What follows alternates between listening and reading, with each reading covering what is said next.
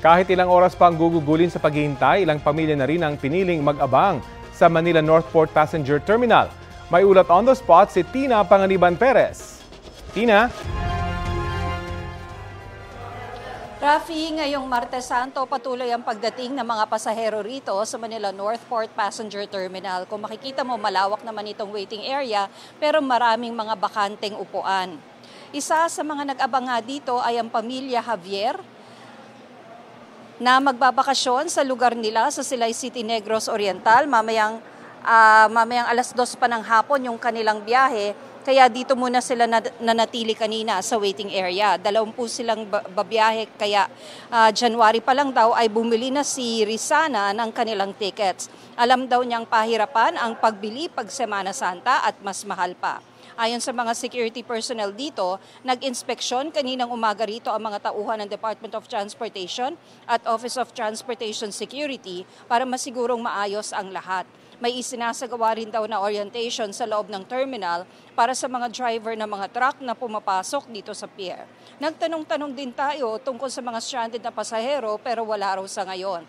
Pero Rafi, may mga pasahero na dito na bumili ng ticket na ang nabiling ticket ay para sa ibang araw pa, pero nagdesisyong imbes na umuwi ay dito na lang matulog hanggang biyahe nila. Dito sa Northport, sumasakay ang mga papuntang Batangas, Cebu, Tagbilaran, Bacolod, Iloilo at Cagayan. Nakapaskil sa passenger waiting area ang schedule ng mga biyahe. May ticket counter dito pero fully booked na raw ang biyaheng Bacolod at Iloilo ngayong araw. Pero marami pa raw tickets pa Cebu at Tagbilaran. Nagtaas na ng presyo pagpasok ng March dahil peak season daw ngayon. May malasakit help desk din sa passenger terminal kung saan pwedeng humingi ng tulong ang mga pasahero. Rafi? Tina, may mga biyahe bang na-delay ngayong umaga?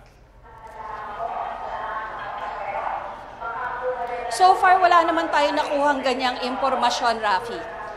May natulong na ipapahatid naman na Tina doon sa mga nagpasyang dyan na muna matulog sa port?